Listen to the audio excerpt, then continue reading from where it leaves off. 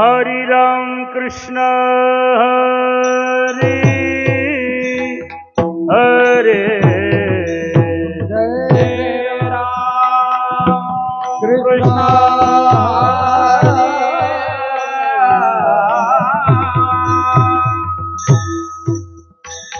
जय जय राम कृष्ण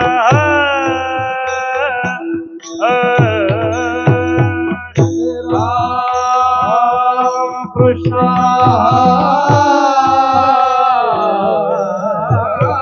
जय जय राम कृष्ण हरि जय राम कृष्ण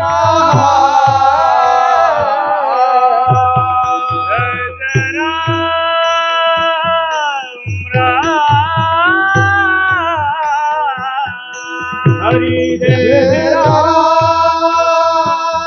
कृष्ण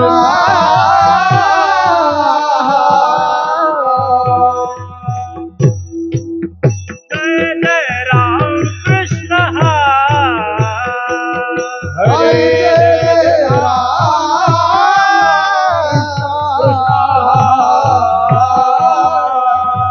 जय जय राम कृष्ण हरि जय राम कृष्ण जय जय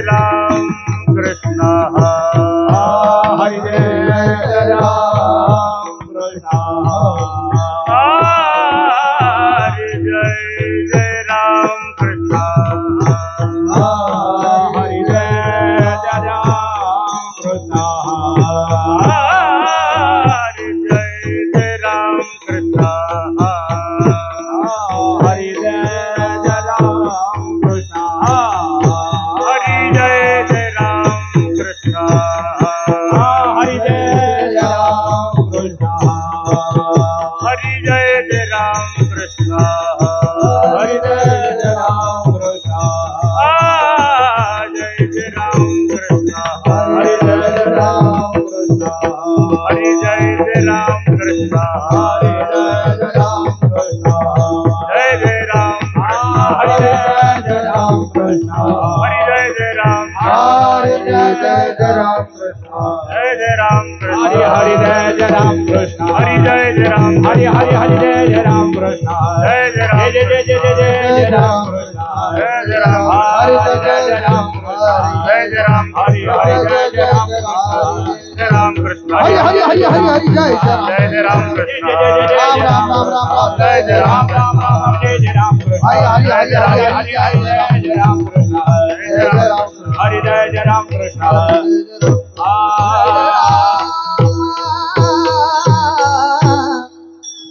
रूप पाहता लोचने रूप पाहता लोचने रूप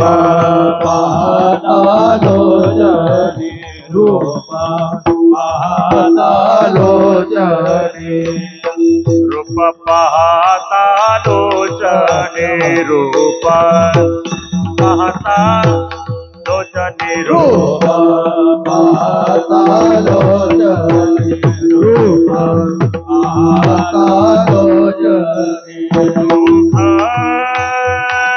झाले वो साजने सुख सुख झाले वो साजने विठ्ठल बरवा तोहा विठ्ठल बरवा तोहा विठ्ठल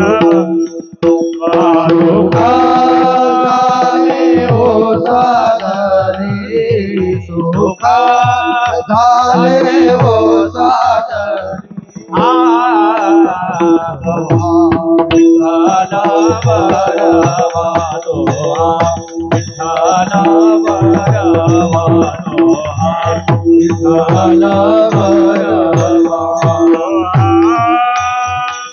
माधव बरवा तोहा तोहा तोहा माधव बरवा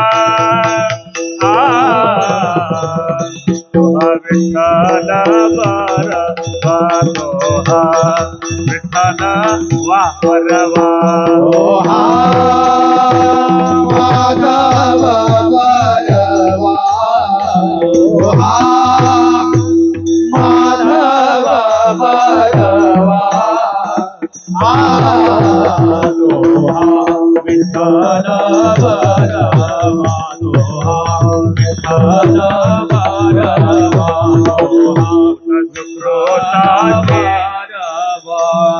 बहुत सुकृताचे जोडी बहुत सुकृताचे जोडी बहुत सुकृताचे जोडी बहुत सुकृताचे जोडी म्हणून विठ्ठली आवडी म्हणून विठ्ठले आवडी दोहा विठ्ठल बरवा दोहा विठ्ठल बरवा विठ्ठले आवडी विठ्ठले आवडी दोहा विठ्ठल बरवा दोहा विठ्ठल बरवा दोहा माधव बरवा दोहा माधव बरवा दोहा विठ्ठल बरवा दोहा विठ्ठल बरवा दोहा माधव बरवा दोहा माधव बरवा दोहा विठ्ठल बरवा दोहा विठ्ठल बरवा सर्व सुखाचे आगर सर्व सुखाचे आगर सर्व सुखाचे आगर आवा रखुमा देवी वारा बाबा रखुमा देवी वारा दोहा विठ्ठल बरवा दोहा विठ्ठल बरवा रखुमा देवी वरा बापा रखुमा देवी वरा दोहा विठ्ठल बरवा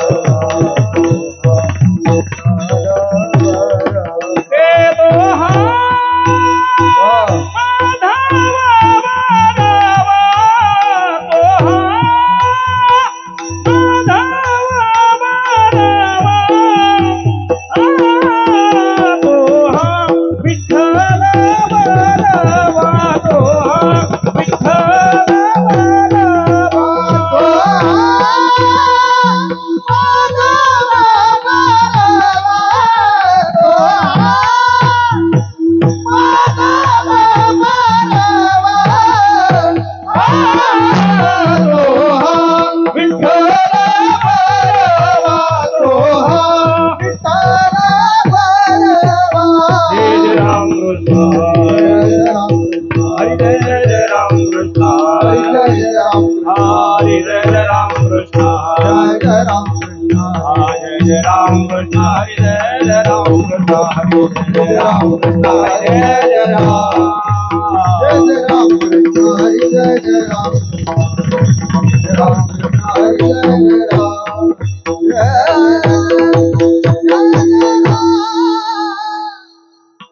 आलिंगन घडे मोक्ष सायोजता जोडे मोक्ष सायोजता जोडे सायोजता जोडे घडे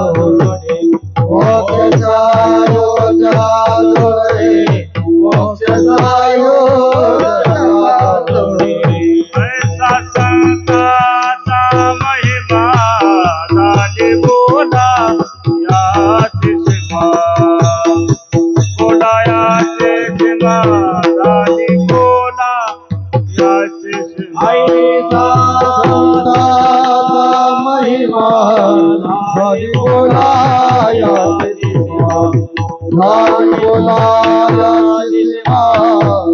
हरी बोलाया पर्व काळ अवघे पाया पे सकळ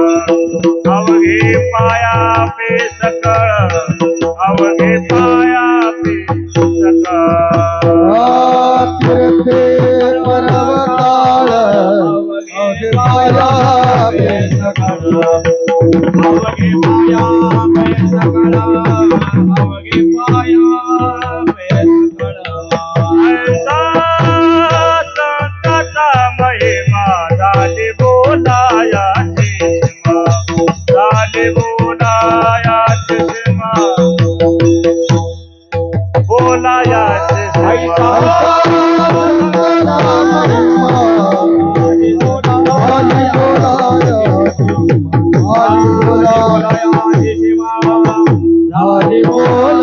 बोलायाची सीमा तुका म्हणे देवा शांती केल्या पावे सेवा शांती केल्या पावे सेवा शांती केल्या पावे सेवा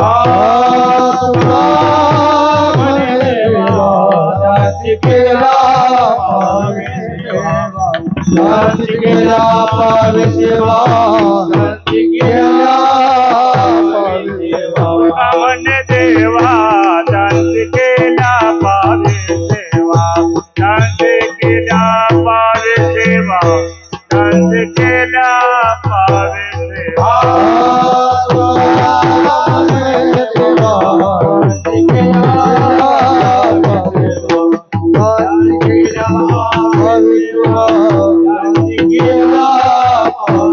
ऐसा संताचा महिमा ऐसा संताचा महिमा ऐसा संताचा महिमा झाली बोलाया झाली बोलाया झाली बोलाया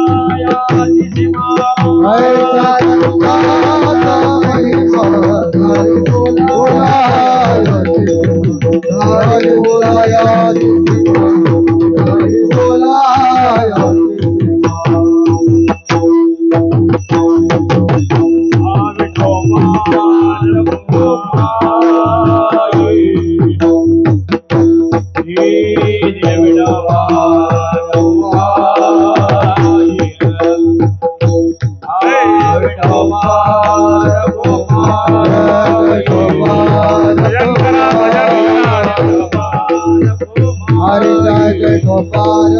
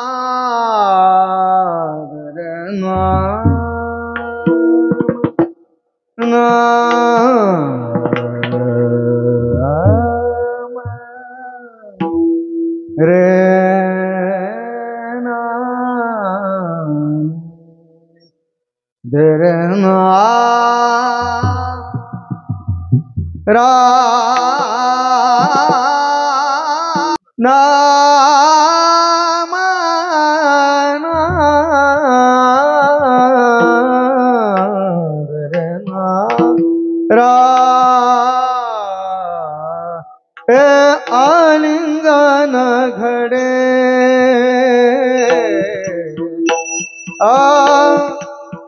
आलिंगन घडे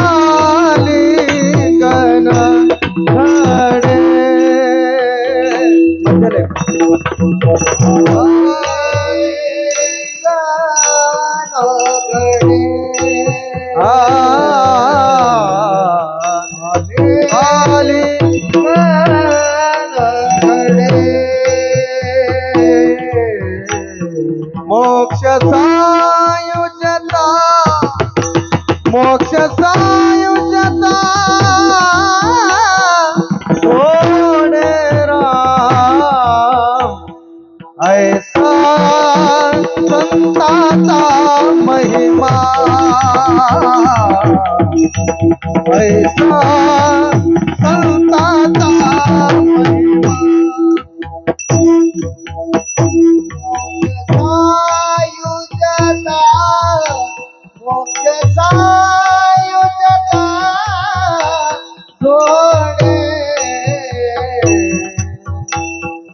ऐसा संताचा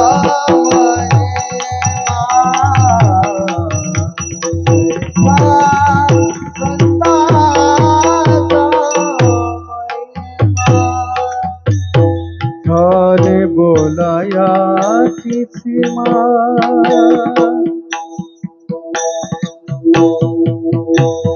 झाली बोलायाची सीमा झाली बोलायाची सीमा झाली बोलायाची सीमा झाली बोलायाची सीमा झाली बोलायाची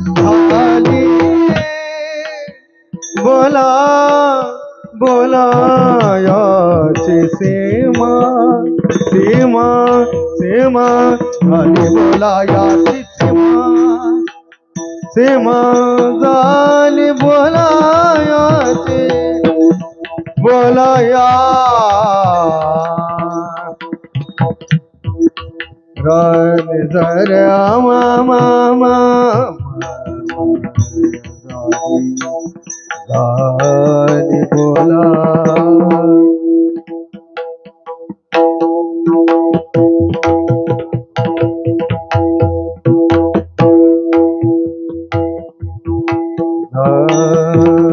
झाली बोलायाची बोलायाची बोलायाची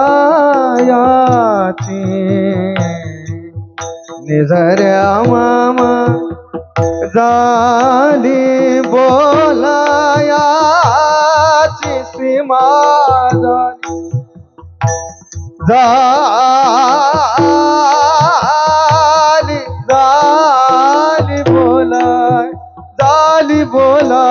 झाली बोलायाची सीमा झाली बोलायाची बोला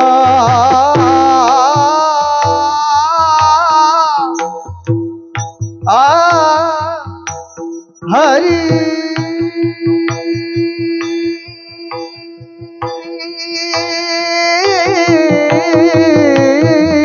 झाली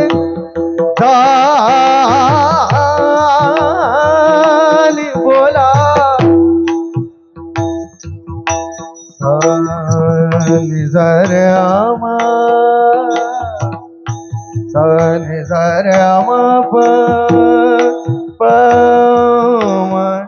निझर्यामा पनि दसा सा सा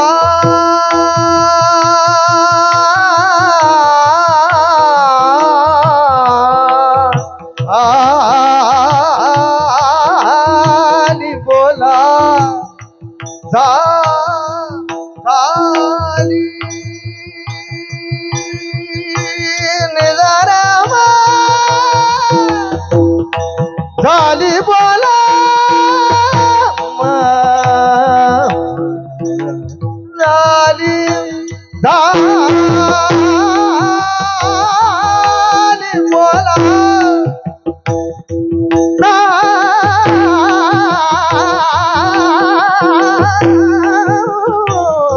झाली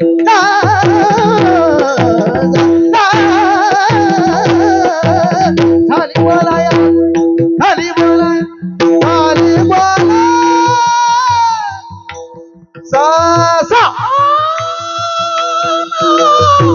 झाली बोलायाची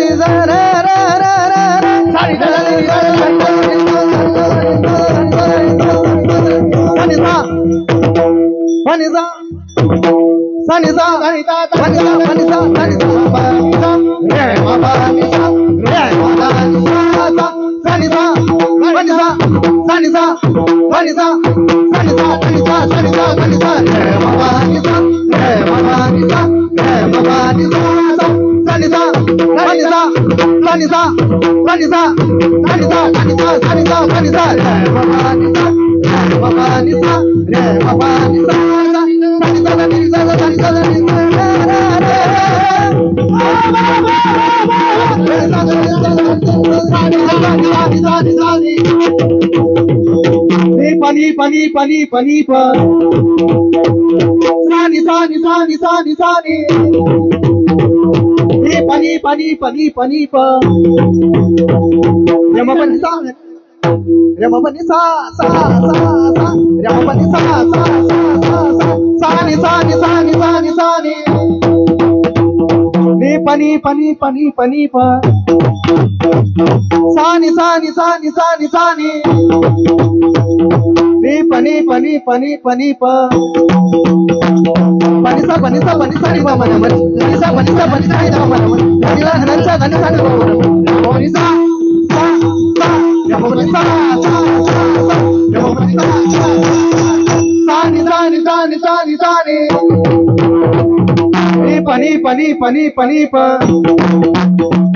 सानी सानी सानी सानी सानी नी पनी पनी पनी पनी प पनिसा पनिसा पनिसा नी पनिसा पनिसा पनिसा नी पनिसा पनिसा पनिसा नी रे पनिसा सा रे पनिसा सा रे पनिसा सा बोला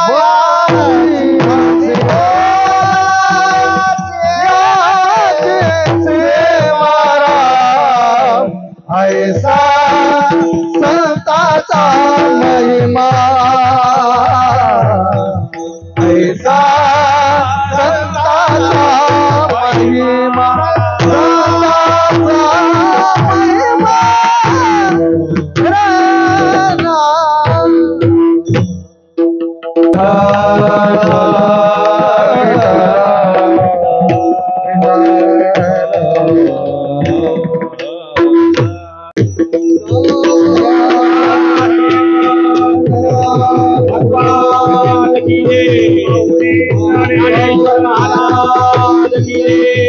गुरु तुकाराम महाराज की जय।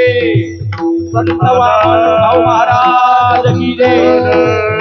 भगवान बाबा महाराज की जय।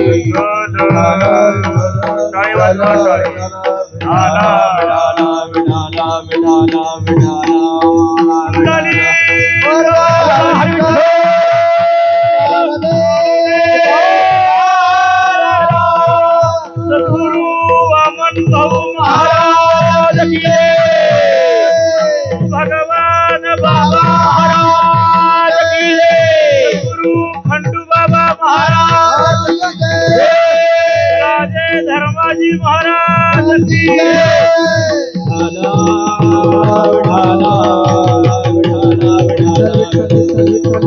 विठाला विठाला विठाला विठाला विठाला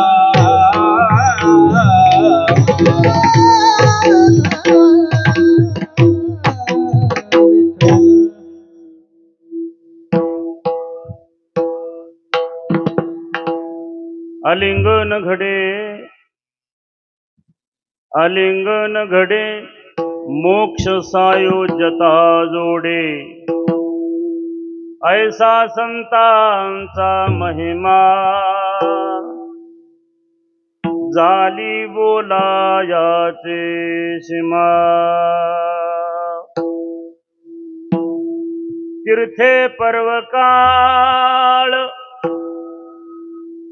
तीर्थे पर्वकाळ अवघे पाया पे सकळ ऐसा संतांचा महिमा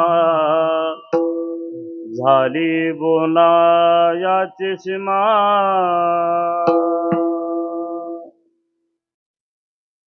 तुका म्हणे देवा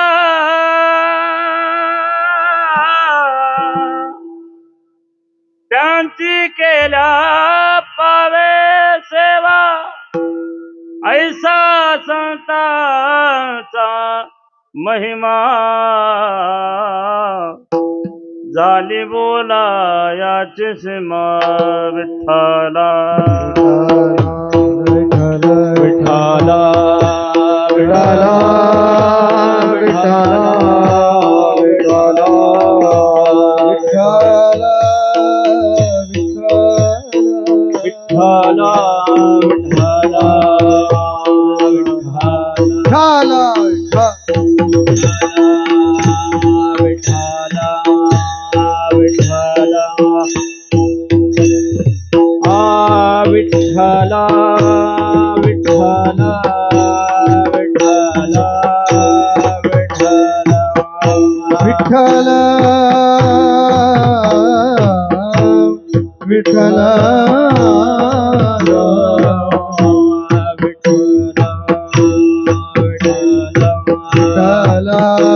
विठ्ठला विठ्ठला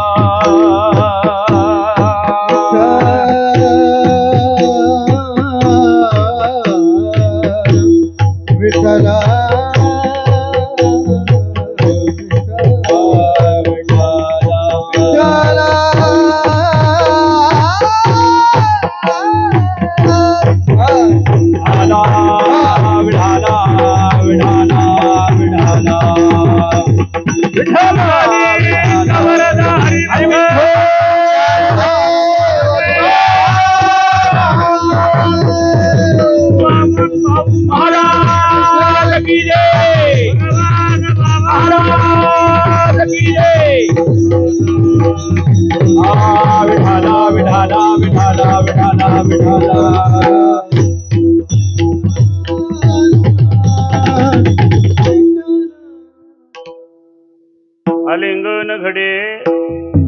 आलिंगन घडे मोक्ष सायुजता जोडे ऐसा संतांचा महिमा झाली बोला याची सीमा समचरण सरोजम सानृणीलामुदाभं जगननिहित पाणी मंडनं मंडनाना करुण तुलसीमाला कंधरं कंजनेत्रं सदयदबलहासं विठ्ठलं चिंतयामि पांडुरंग करू प्रथम नमन दुसरे चरण संतांच्या त्यांच्या कृपादाने कथेचा विस्तारू बाबाजी सद्गुरु दास तुकार योऽन्त प्रविश्य मम वाचमिमां प्रसुप्तां सञ्जीवयत्यखिलशक्तिधरा स्वधाम्ना अन्यांश्च हस्तचरणश्रवणत्वगादीन् प्राणान्नमो भगवते पुरुषाय तुभ्यम् कलावज्ञजीवोद्धरार्थावतारं कलङ्कं तेजोधिकामोदिवक्त्रम् कलानीशोदारदीक्षं समाधिस्थमूर्तिं भजे ज्ञानदेवं नमो सद्गुरु तुकया ज्ञानदीपा नमो सद्गुरु सच्चिदानन्दरूपा नमो सद्गुरु भक्तकल्याणमूर्ती नमो सद्गुरु भास्करा पूर्ण कीर्ती सेवे लागी सेवक झालो सेवे लागी सेवक झालो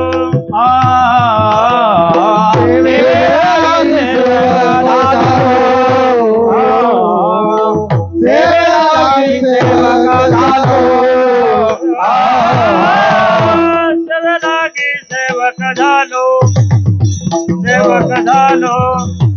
सेवक झालो सेवक झालो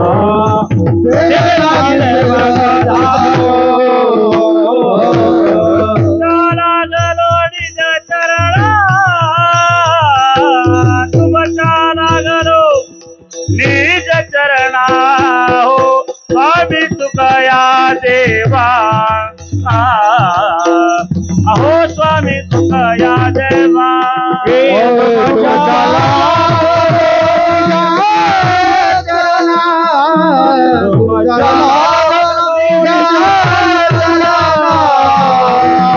स्वामी तुकया देवा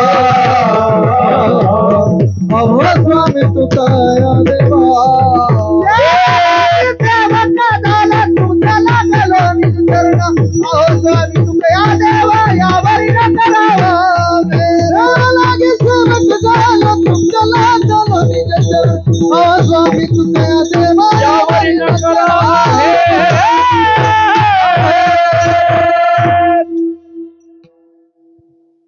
सेवे लागे सेवक झालो तुमच्या लागलो निज चरणा अहो स्वामी तुकया देवा यावरी न करावा अवेर श्री संतांच्या माथा चरणावरी साष्टांग हे करी दंडवत विश्रांती पावलो संभळा उत्तरी वाढले अंतरी प्रेम सुख आलिंगन घडी मोक्ष सायुज्यता जोडे ऐसा संतांचा महिमा झाली बोला याची सीमा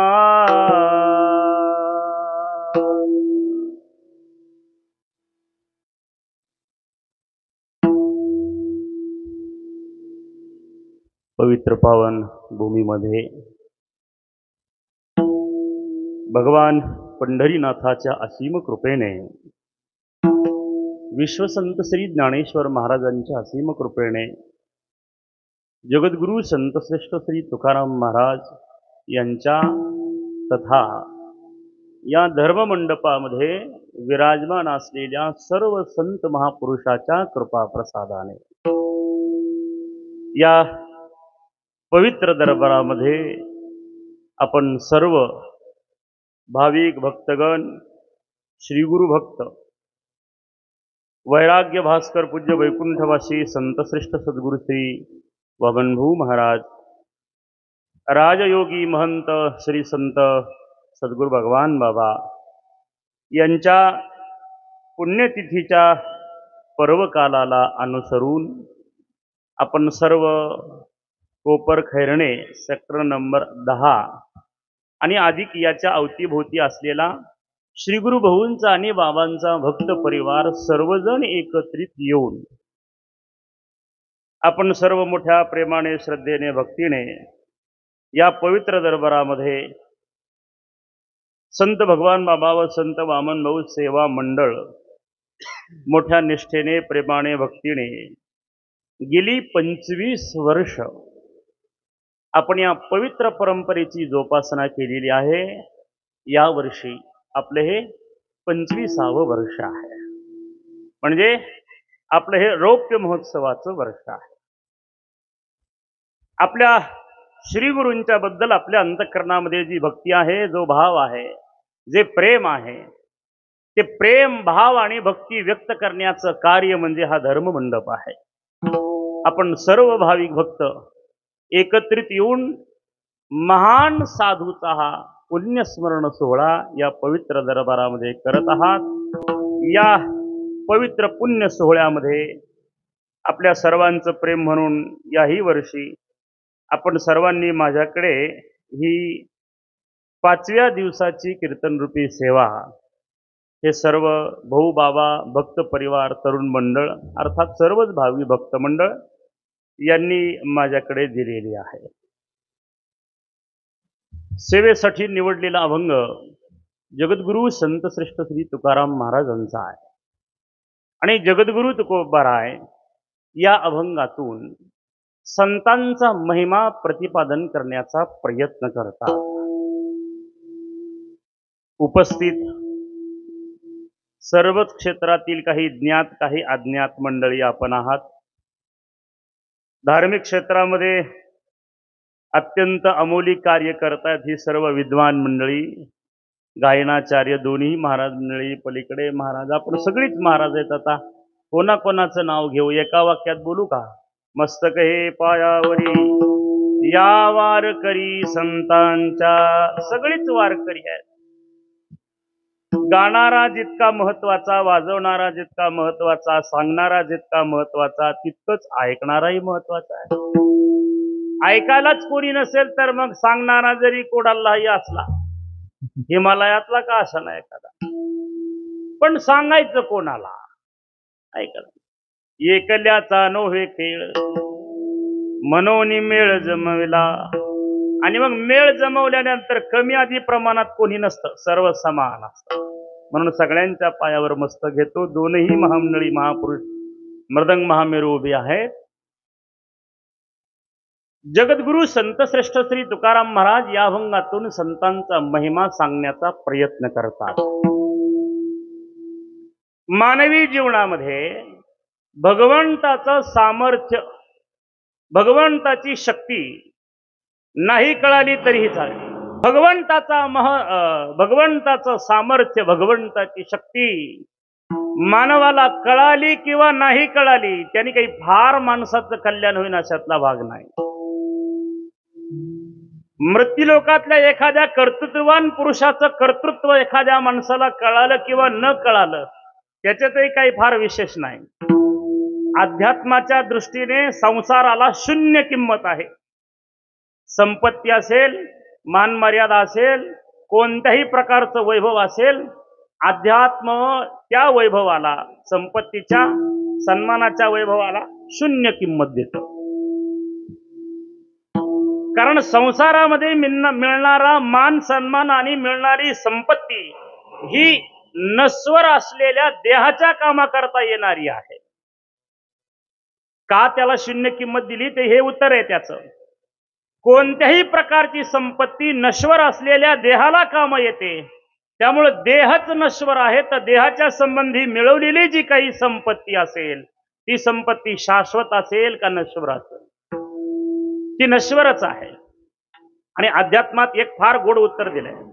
पहिलाच बरं आहे बाबा, माझा आवाज बसला. अध्यात्मामध्ये असे गोड उत्तर आहे, मनुष्यानं आपल्या जीवनामध्ये कितीही मोठं कर्तव्य केलं आणि कितीही मोठं कर्म केलं संसाराचं, तरी संसारातलं यत्किंचितही कर्म त्याच्या बरोबर जात नाही. म्हणून अध्यात्माने संसाराला शून्य किंमत दिली. संसाराची निंदा नाही केली, पण संसाराला महत्व दिलं नाही. संसाराला महत्व नाही दिलं. संसाराचा उपयोग म्हणजे प्रवासी जसा गाडीचा उपयोग करतो तसा शहाण्या माणसानं संसाराचा उपयोग प्रवासाकरता करावा, असं संतांचं म्हणणं आहे. त्यामुळे संसाराचा विशेष नाही. भगवंताच्या सामर्थ्याबद्दल जर चिंतन करायला गेलो तर भगवंताचं सामर्थ्यही आपल्या काही कामाचं नाही. भगवंताचं सामर्थ्य अलौकिक आहे. काही भगवंताचे सामर्थ्य कर्तुम शक्तीने निर्माण होतात, काही सामर्थ्य भगवंताचे अकर्तुम शक्तीने निर्माण होतात, आणि काही सामर्थ्य भगवंताचे अन्यथा कर्तुम शक्तीने निर्माण होतात. आणि याच्यातल्या तीनही शक्ती मानवाच्या कामाच्या नाही. त्यामुळे भगवंताचं सामर्थ्य किंवा भगवंताची शक्ती ही माणसाला कळूनही उपयोग नाही, आणि जरी कळाली तरी तिचा फायदा माणसासाठी होऊ शकत नाही.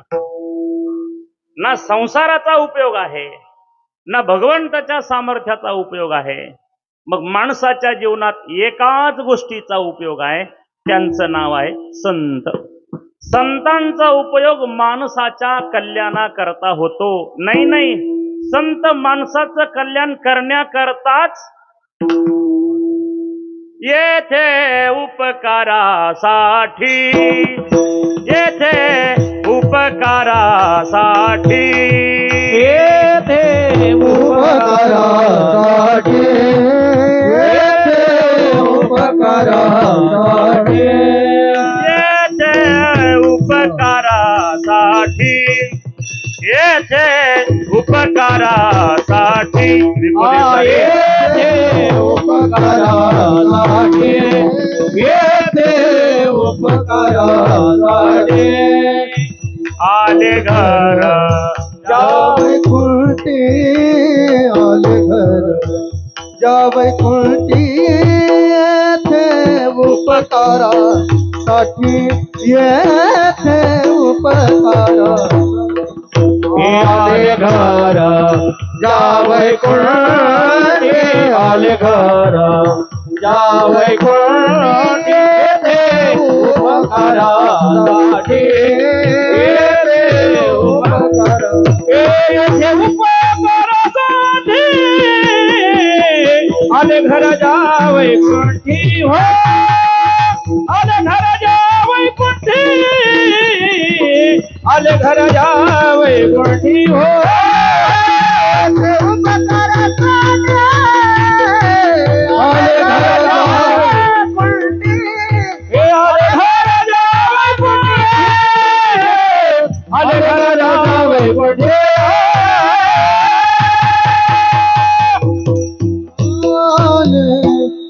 येथे उपकारासाठी आले घर जा वैकुंठी. वैकुंठावरून संत महापुरुष या जगात आलेले असतात. आणि ब्रह्ममूर्ती संत जगी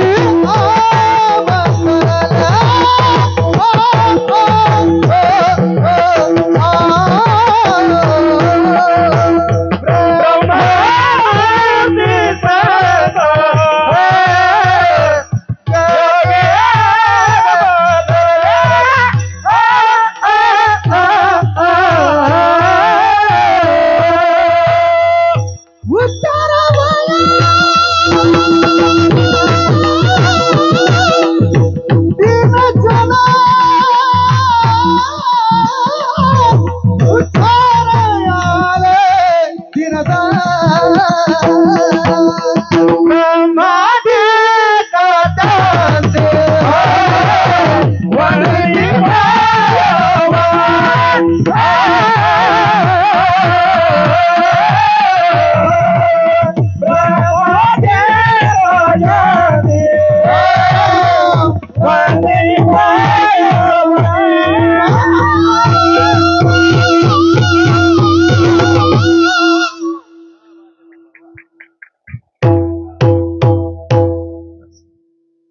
ब्रह्ममूर्ती संत जगी अवतरले, उद्धरायाले दीनजना. ब्रह्मावस्थेतील संत जगामध्ये येतात, दीनजना उद्धराया संत आले. दीनजनांचा उद्धार करण्याकरता संतांचं येणं असतं. भगवंताचं येणं असतं ते दीनजनांचा उद्धार करण्याकरता नाही, तर त्याला शिव्या देणाऱ्या करता, त्याचा विरोध करणाऱ्या करता, त्याचं नाव घेणाराला मारणाऱ्या करता देवाचं येणं असतं.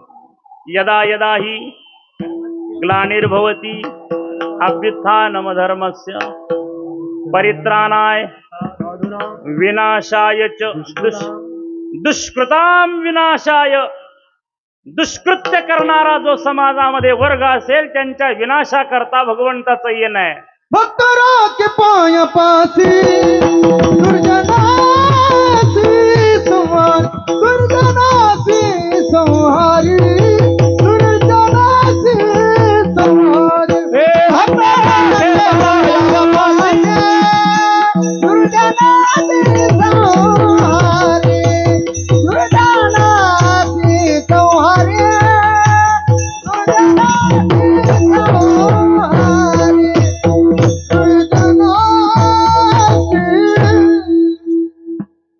भक्ता राखे पायापाशी. देवाचं ते कर्तव्य आहे. त्याचं नाव घेतलं तर तो त्याला आशीर्वाद देतो, आणि त्याचं जर नाव नाही घेतलं तर तो त्याला, हे त्याचं कार्य आहे. पण वैराग्य भास्कर पूज्य वैकुंठवासी श्री गुरु अमनभाऊ महाराज आणि श्री गुरु भगवान बाबा महाराज जे मारायला आले, त्याच्या गळ्यात माळ घालून त्याला वारकरी केलं. हे कार्य एकमेव फक्त संतांचं आहे. संतांचं इतिहास माहिती असेल आपल्याला. नारायणगडावरती श्री गुरु भगवान बाबा असताना काही मंडळींनी सातारा जिल्ह्यामध्ये कराड तालुका सेलोनी नावाचं गाव, त्या गावचे नाना पाटील म्हणून त्या काळातील स्वातंत्र्य सैनिक, फार मोठी एक व्यक्ती होऊन गेली. काही मंडळींनी त्यांच्याकडे तक्रार केली की कोणीतरी नारायणगडावर एक भगवान नावाचा बुवा बसलेला आहे, आणि त्यानं गडावर बसून गडाचं पावित्र्य संपवलंय, अमुक तमुक चालू आहे. 1, 2, 3 काय पद्धतीने सांगायचं ते सांगण्यात आलं, आणि त्या पद्धतीनं नीतीला न्यायाला न्याय द्यावा, अन्यायाचा बिमोड करावा, या प्रवृत्तीने नाना पाटील कराडवरनं येतात आणि बीड जिल्ह्याच्या नवगण राजुरीवरून ज्यावेळेला दक्षिण दरवाजातून नारायणगडावर प्रवेश करतात, सकाळी सूर्योदयाची वेळ आहे. ज्या ज्या मंडळीने बाबांच्या बद्दल काही तक्रार दिली होती ती सगळी मंडळी पाटलांच्या बरोबर आली, आणि ही सगळी माणसं जेव्हा गडावर गेली, तिकडनं पूर्वेकडून सूर्य उदय झाला, दक्षिणेकडून ही सगळी मंडळी आली, आणि भगवान बाबा नारायणगडाच्या मागच्या बाजूला तुम्ही जर गेलात तर कधी नारायणगडावर जा. नारायणगडाच्या उत्तर बाजूला शेवटच्या पाठीमागे एक छोटीशी खोली आहे की ज्या खोलीमध्ये सद्गुरू भगवान बाबा बसत असत. त्यांचं निवासस्थान ते होतं, आणि तिथून 2-4 पायऱ्या करून खाली तळघर होतं, आणि त्याच्या खाली आड होता पाण्याचा. आणि त्या काही तुम्ही ऐकला असेल, त्या काय 3 ट्रका करडी निघाल्या, ती त्याच बळाजात निघाल्या. सकाळी सकाळी स्नान झालं, देवपूजा झाली, आणि सुवर्ण तांब्या घेतला आणि तुळशीला पाणी घालावं या पवित्र भावनेनं श्री गुरु भगवान बाबा रूम मधून, खोलीमधून बाहेर येतात. सूर्याची तांबडी किरण ज्या वेळेला भगवान बाबाच्या शरीरावर पडली, तुम्हाला अजून एक गोष्ट माहीत असेल किंवा नसेल, श्री गुरु भगवान बाबा रोज 1 गुंजभर सोनं स्वतः खात असत. सोनं खाल्लंय तुम्ही कधी? हे धल्यालाच नाही, खायचं काय घेता बसले वा. बायको केली तर तिला घालायला काही नाही, खायची काय पंचायती. सोनं 1 गुंजभर, सोन्याची वीट, सोन्याची काडी, त्याच्यावर पाडळी, शिरूरचा आहे का कोणी, पाडळीचे लाला, शिरूर कासार मधलं कोणी असेल तर लाला महाराज भगवान बाबाचे टाळकरी. त्यांनी सकाळी त्यांची आंघोळ झाली, त्यांचा गाथा ज्ञानेश्वरी पाठ होता. सद्गुरू भगवान बाबाला स्वर थोडा कमी होता, स्वरामध्ये माहिर होते सद्गुरू अमनभाऊ महाराज. बाबांना थोडा स्वर कमी होता. लाला महाराजांनी भगवान बाबाला साथ करायची, पाडळी करायच्या. त्यांनी सकाळी उठलं की त्या विटेवरती काडी अशी घोळसत राहायची आणि ती सगळी मिळून एक गोळी तयार झाली की बाबांच्या हातात द्यायची. बाबाने ती जिभेवर मांडायची रोज गुंजभर. आता सांगायला काय हरकत नाही, पुढं काय झालं मला माहित नाही. वैकुंठवासी सद्गुरू भीमसिंह महाराज ज्या वेळेला वैकुंठवासी झाले तेव्हा असं म्हणतात, मी काय पाहिलं नाही डोळ्यानं कानानं ऐकलं नाही. आदोली कळते का? आदोली आपल्याला तर कळते ना. आदुली 2 आदुल्या सोन्याच्या अंगठ्या निघाल्या होत्या. किती आदुल्या? 2 आदुली. आता त्याचं पुढं काय केलं हे मला माहिती, पण मी सांगितलं तर माझ्या मागे ईडी लागल. ईडी कोणाच्या माग लागत आता? बाबाला सुद्धा सोडित नाही ईडी. त्यामुळे आपलं जागेवर राहिलेलं बरं. पुढं काय केलं आणि काय नाही ते आपल्याला घेणं देणं नाही. ऐकायचं असेल तर निवांत भेटा. हे वैभव भगवान बाबाचं आहे. ज्या वेळेला तिकडनं महात्मे आले, ही सगळी मंडळी आली, भगवान बाबा खोलीच्या बाहेर सोन्याचा तांब्या घेऊन तुळशीला पाणी घालण्याकरता आली. सूर्याचा सकाळ सकाळचं ते कोवळं ऊन अगदी सुवर्णासारखं चमकणारं जेव्हा बाबाच्या शरीरावर पडलं, खोलीच्या बाहेरून जसा एखादा सूर्यच उदयाला आला की काय, हे दृश्य सद्गुरू भगवान बाबाचं नाना पाटलांनी पाहिलं आणि महाद्वारातच दंडवत केला. भगवान बाबा क्षमा करा, मला चुकी झाली माझी, मी तुम्हाला ओळखलं नाही, मला माफ करा. मी काही मंडळीचं ऐकून तुम्हाला शिक्षा देण्याकरता आलो होतो, पण तुम्ही कोण आहेत हे मला आज कळलं. जी माणसं अंतःकरणानं मोठी असतात ते मोठेच असतात. श्रीमंतीनं मोठे झाले म्हणजे मोठे नाही. आमचे गुरुजी मोठ्या माणसाची व्याख्या करायचे, महान आत्मा यस्य सहा इति महात्मा. मग हा महात्मा संसारातला असू द्या किंवा हा महात्मा परमार्थातला असू द्या, आत्मा शब्दाचा अंतःकरणार्थ होतो. ज्याचं अंतःकरण मोठं आहे, ज्याचं अंतःकरण व्यापक आहे, त्याला महात्मा म्हणावं. मग भलेही तो संसारिक असला तरी आणि परमार्थिक असला तरी. दंडवत केला, बाबा क्षमा करा. श्री गुरु भगवान बाबांनी पाहिलं, पाटील आलेत, या नाना पाटील या. हाताला धरलं, आतमध्ये नेलं, प्रसाद वगैरे झाला. काही सेवकाला सांगितलं, अरे फेटा घेऊन या. त्यांनी फेटा आणला, पाटलांच्या डोक्याला फेटा बांधला, गळ्यामध्ये हार घातला, आपल्या बोटातली एक सोन्याची अंगठी काढली आणि पाटलांच्या हातात घातली. पाटील त्यांनी सांगितलं, बाबा हे तुमचं नको, आम्ही तुम्हाला द्यायला पाहिजे. साधूचं आम्ही कसं? बाबाने सांगितलं, हे तुमच्यासाठी नाही, हे देशाच्या संरक्षणाकरता देतो.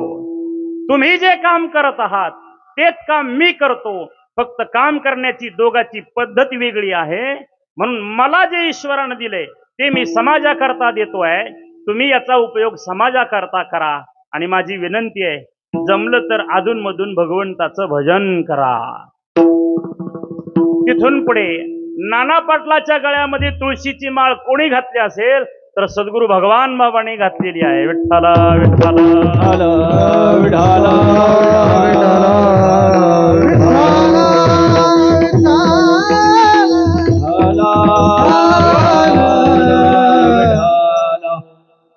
जसं जगद्गुरु तुकोबरायांनी छत्रपती शिवरायांना माळकरी बनवलं. छत्रपती शिवरायांचे महाराजांचे गुरु कोण तर तुकोबाराय. हा वादाचा प्रश्न आहे,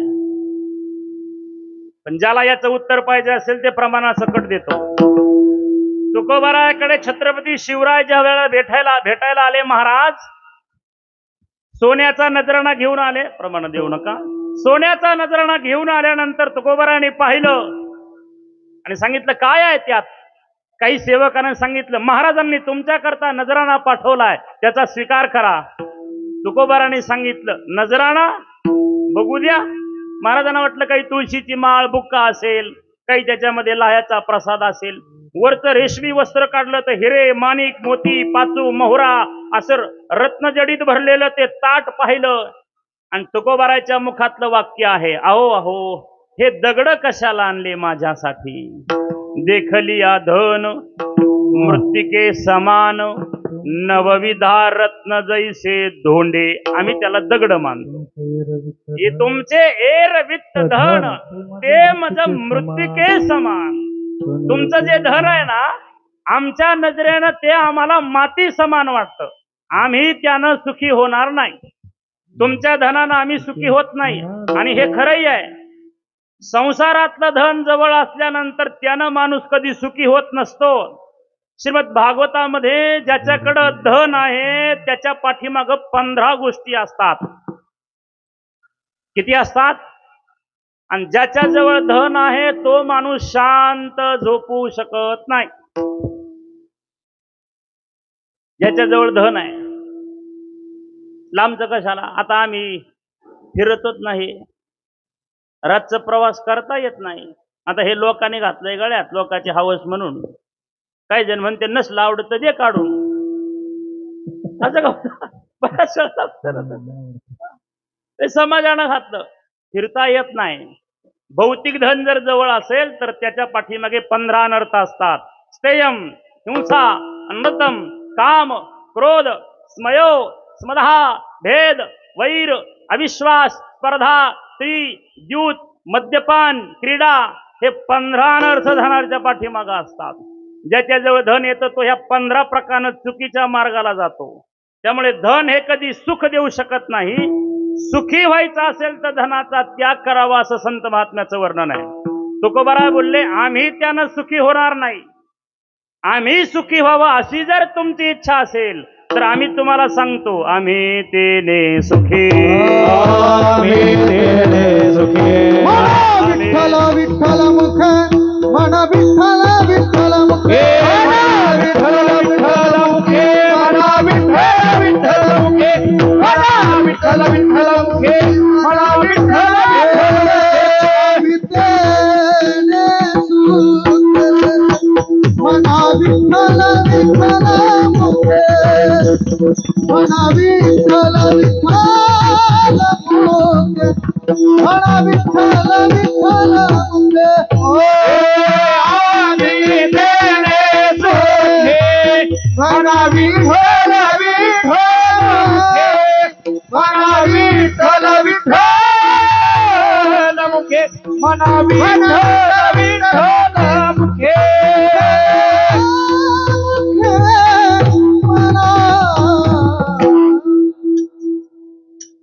आम्ही तेने सुखी मना विठ्ठल विठ्ठल मुखी. आम्ही सुखी व्हावं अशी तुमची इच्छा असेल तर तुम्ही तुमच्या मुखानं विठ्ठल म्हणा. आणि ते धन मागं पाठवलं. सेवक गेले आणि सांगितलं, महाराज देहूच्या तुकोबाने आपला नजराणा स्वीकारला नाही. छत्रपती शिवराय म्हणतात, असा कोण महात्मा आहे की आता या कालामध्ये संपत्तीला नाही म्हणतो? अशा महापुरुषाचं दर्शन घ्यावं. आणि म्हणून रायगडावरून ज्या वेळेला महाराज निघाले, देहू गावामध्ये आले, महाराजांचं कीर्तन चालू होतं. महाराजांच्या कीर्तनाच्या समोर बसले. राजा आहे या देशाचा. चांदीचं किंवा सोन्याचं सिंहासन टाकता आलं असतं. आता आला मुद्दा म्हणून सांगतो. पुण्यामध्ये वामनभाऊ भगवान बाबाचे आजी गुरु, त्यांचे गुरु बंकट स्वामी आणि बंकट स्वामींचे गुरु जोग महाराज. या जोग महाराजांचं कीर्तन फर्ग्युसन कॉलेजमध्ये मामासाहेब दांडेकर प्राचार्य असताना ठेवलं होतं. आणि कीर्तन चालू असताना त्या कीर्तनामध्ये शाहू महाराज कीर्तनासाठी आले. समोर चांदीचं छोटंसं सिंहासन, त्याच्यावरती गादी टाकली, रेशमी वस्त्र टाकलं. कीर्तनाला सुरुवात झाली. महाराज आले, विणा घेतला आणि समोरचं आसन पाहिलं. जोग महाराज त्यांचं नाव. त्यांनी विचारलं, हे आसन कशासाठी? त्यांनी सांगितलं, महाराज येणार आहेत. कोण? शाहू महाराज. अच्छा, कीर्तनासाठी येणार आहेत? हो, चांगली गोष्ट आहे. पण माझ्या कीर्तनामध्ये भगवान परमात्मा नाचत असतो. नामदेव कीर्तन करी, पुढे देव नाचे पांडुरंग. माझं कीर्तन जोपर्यंत चालू आहे तोपर्यंत माझे महाराज, एकतर ज्ञानेश्वर महाराज किंवा एकतर पांडुरंग परमात्मा, पांडुरंगाला महाराज असं म्हटलेलं आहे. महाराजांच्या बद्दल माझ्या अंतःकरणामध्ये श्रद्धा आहे, ठीक आहे. पण कीर्तनामध्ये शाहू महाराजांना चांदीच्या सिंहासनावर बसता येणार नाही. आणि तुमचा आग्रह असेल तर मी कीर्तन करणार नाही. जोग महाराजांचं चरित्र पहा. आळंदीला माऊलीच्या मंदिराच्या समोर त्यांची संस्था आहे. 2017ला ज्या संस्थेला 100 वर्ष पूर्ण झाले, ज्या संस्थेमधून आतापर्यंत 12,000च्याही वर विद्यार्थी जवळजवळ 50,000 झाले असतील, मी तर 12च म्हटलो, 100 वर्ष होऊन गेले. त्यांना फी नाही आणि शिक्षकाला 1ही रुपयाचा पगार नाही, अशी अजूनही जी संस्था चालू आहे तिचं नाव जोग महाराज वारकरी शिक्षण संस्था. आणि त्यांनी सांगितलं की कीर्तनाची ही मर्यादा आहे की माझ्या कीर्तनात भगवान असतो आणि भगवंतापेक्षा आम्ही वैष्णव जगात कोणालाही मान्यता. सामान्य दृष्टीने महाराज आमचं दैवतच आहे, पण कीर्तन मर्यादा अशी आहे, आम्हाला ते चालणार नाही. पण मोठी माणसं मोठी असतात. शाहू महाराजांच्या कानावर ज्या वेळेला ही बातमी आली की जोग महाराज असं म्हटले की सिंहासनावर बसता येणार नाही, शाहू महाराज म्हणले, अरे वेडे आहेत तुम्ही, ती विष्णुबुवा जोग आहेत आणि त्यांच्या समोर मला सिंहासन टाकता नाही, ते बाजूला काढा, एखादा छोटा कपडा टाका, मी तिथे बसणार, जोग महाराजांचं कीर्तन ऐकणार. ज्यांना प्रत्यक्ष ज्ञानोबरायांनी समाधीतून येऊन साक्षात्कार दिला आणि सांगितलं, विष्णुबुवा मी जे ज्ञान तयार केलंय ते ज्ञान माझ्यानंतर समाप्त झालंय, त्याला लोपला असं म्हणतात, ते ज्ञान मी तुमच्याकडे देतो, तुम्ही जगाला वाटून द्या. त्या विष्णुबुवा जोग महाराजांनी 4 शिष्य बरोबर घेतले. एक आपल्या बीड जिल्ह्यातले बंकट स्वामी महाराज, दुसरे ठाणे जिल्ह्यातले पालघर मधले मामासाहेब दांडेकर, नाशिक जिल्ह्यात इगतपुरी तालुका तिथले मारुती बाबा लक्ष्मणबुवा गुरव आणि खुद्द आळंदीतले कोण झाले लक्ष्मण महाराज इगतपुरीकर आणि मारुतीबुवा गुरव जे आळंदीचे आहेत, हे 4 बरोबर घेतले आणि यांनी संस्था स्थापन केली 1917 साली. चैत्र शुद्ध प्रतिपदा वार सोमवार, त्या दिवशी होता गुढी पाडवा 1917ला. आणि त्यांच्या संस्थेतले हिरे बंकट स्वामी, बंकट स्वामीचे 108 शिष्य आणि त्या 108 शिष्यापैकी 2 चंद्र आणि सूर्य, त्यांचं नाव वामन भाऊ महाराज आणि भगवान बाबा महाराज. विठ्ठला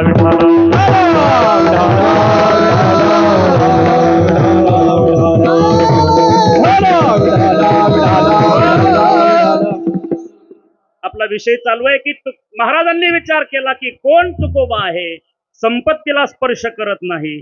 स्वतः तुकोबा शिवाजी महाराज आले आणि महाराजांनी तुकोबारायचं कीर्तन ऐकलं.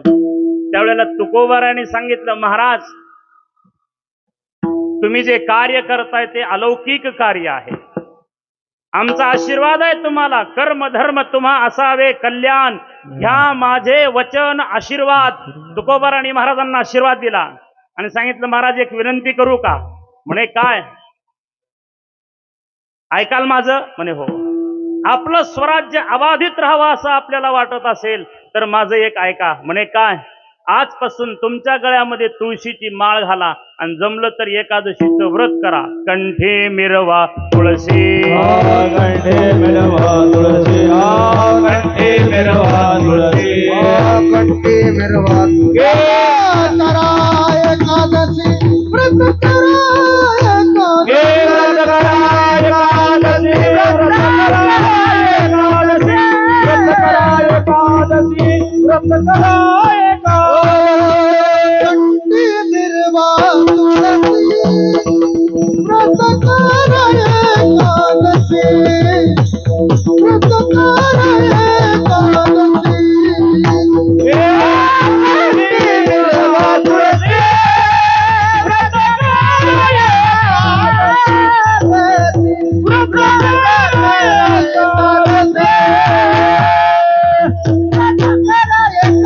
एकादशी.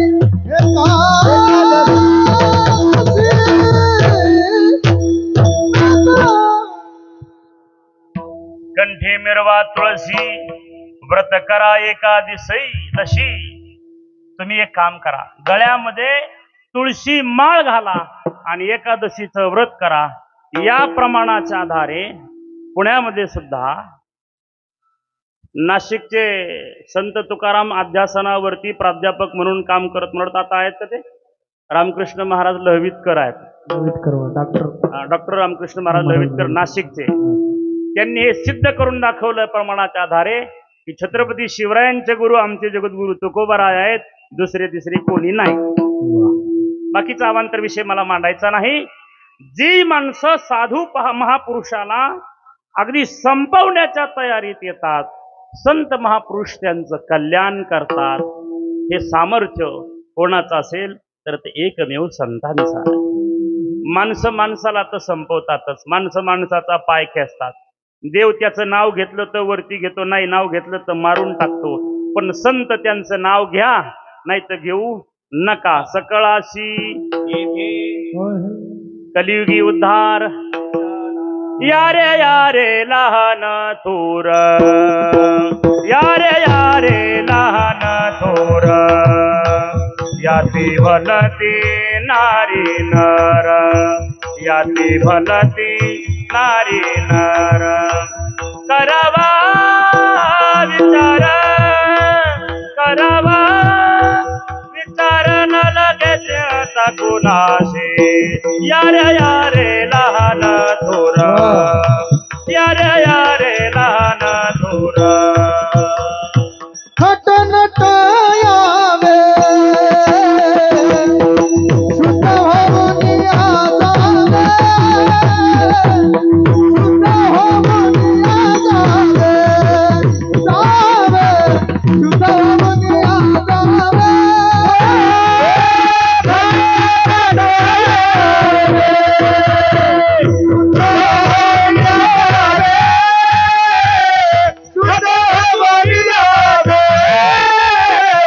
शुद्ध होऊन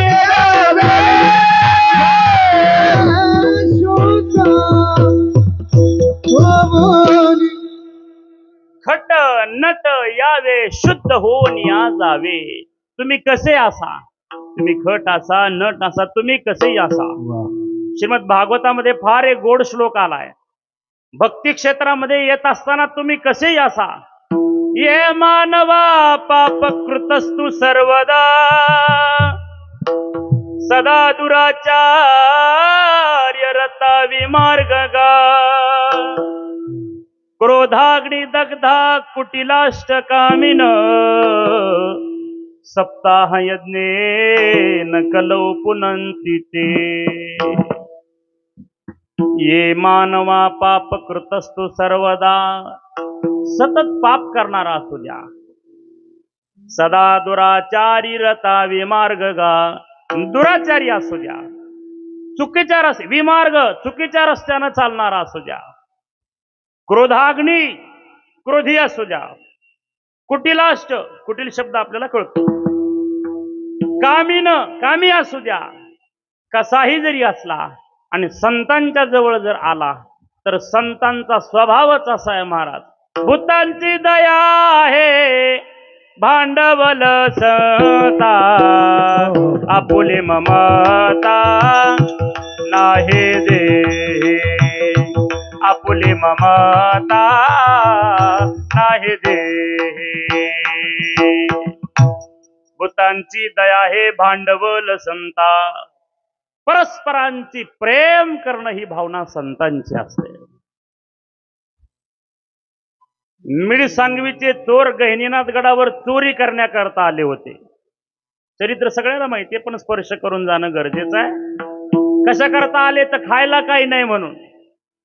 आता जिथं खंडोबाबाचं मंदिर आहे ना गहिनीनाथ गडावर, यादव बाबा खंडोबा, तिथं आडवी पांदी होती एक अशी.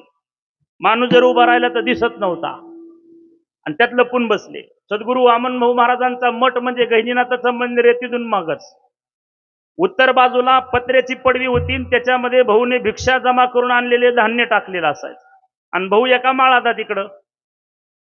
संध्याकाळची वेळ होती म्हणून थोडं बाहेर दिशेला ज्या वेळेला गेले तर भाऊला तिकडं कुजबुज दिसली. भाऊ तसेच आले. भाऊकडे 2 चौकदार होते ना, किसन नावाचे, अगदी खाऊन पिऊन मायासारखे होते, असे पोतेवानी निभार असे, काही भ्यायचं कारण नव्हतं. आणि बाबा लोकांबरोबर 1-2 माणसं असे पाहिजेतच, नाही तर लोकाला काय करायचंय बाबा, काही घेणं नाही लोकाला, फक्त आपलं काम झालं संपलं. भाऊ आले सांगितलं, ए किसन, अरे बघ रे म्हणे त्या पांदीत कोणीतरी बसलंय, कोण आहे? किसन बघ गेला आणि सरळ नाही गेला माणूस, 2 दगड घेतले हातात. कोण आहे रे? बाहेर येता का नाही? डोक्यातच घालीन, एका दगडात काम करीन म्हणे. आता मरणाला कोणी भेट महाराज? ते बाहेर आले. आम्ही चोर आहोत.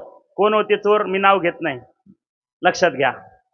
चोरी करणारे अमुक अमुक आम्ही मिडसिंगीचे. कशाला आलात? 3 दिवस झालं घरात खायला काहीच नाही.